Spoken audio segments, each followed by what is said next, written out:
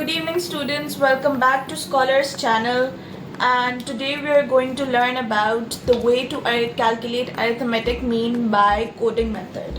We've done with the direct method and we're done with the shortcut method. So today we are going to learn about the coding method. Students, so this is the second method for solving the arithmetic mean, that is the coding method. And for coding method we have the formula a plus sigma fu divided by sigma f into height. So a here is the assumed value. I have told you yesterday that assumed value is any value chosen from the given data what we have, and fu here is frequency and u here is d divided by h. I've told you the formula of d as well, that is x minus the assumed value divided by f, that is the frequency, and multiplied by height. Now height basically is the difference between two values, any two values. Now the difference between 4490 and 4510 is 20. That is the height of the data. So how we're going to solve it, I'll give you an example. This is the whole example. I've given you some values for x, that is the midpoint, and if you're given the time and the intervals, you can obviously calculate the midpoints and then calculate the whole formula. Okay, so this is the x values and this is the frequency. Now what we are going to do, we are going to add up the frequency and we get sigma f is equals to 11. So we've got the frequency and now we are to calculate the d. Assuming any value, you can choose any value from the given data. For suppose, for example, I am choosing 4490, that is the very first value. So what I am going to do, I am going to minus x from the assumed value. X here we have 4490, and if we subtract it from the assumed value, we are going to get 0. And if we subtract 4510 from 4490, we are going to get 20, and so on. For 4530 we're going to get 40, for 4550, and subtracting it from 4490 we're going to get 60, then 80, and then 100. This is the whole data for d. Now what we're going to do, we are going to divide d by the height. Height here we have 20. Okay, and for u we are going to divide d by h. H here we have 20, and d is all the values we're given here. So first value is 0. We're going to divide 0 by 20 and we're going to get 0.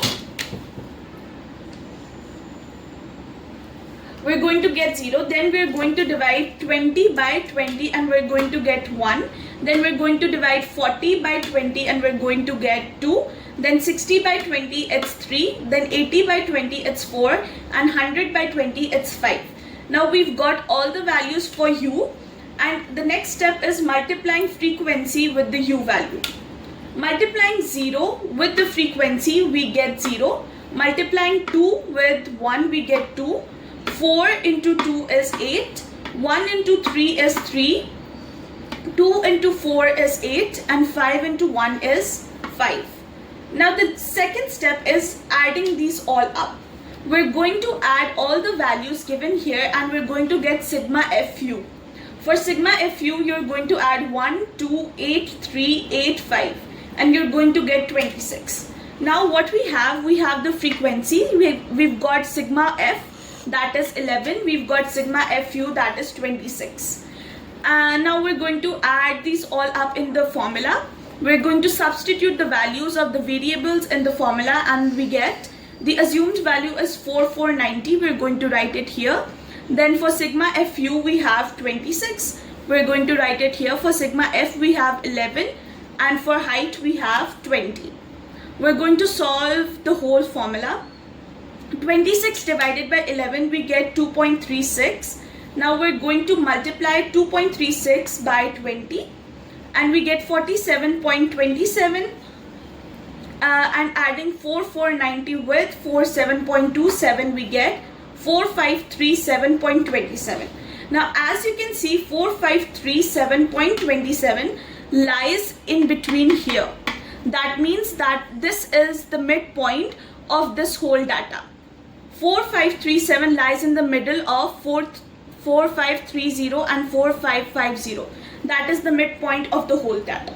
I hope this was clear. Thank you for watching the video, and I hope you'll like, share and subscribe. Thank you.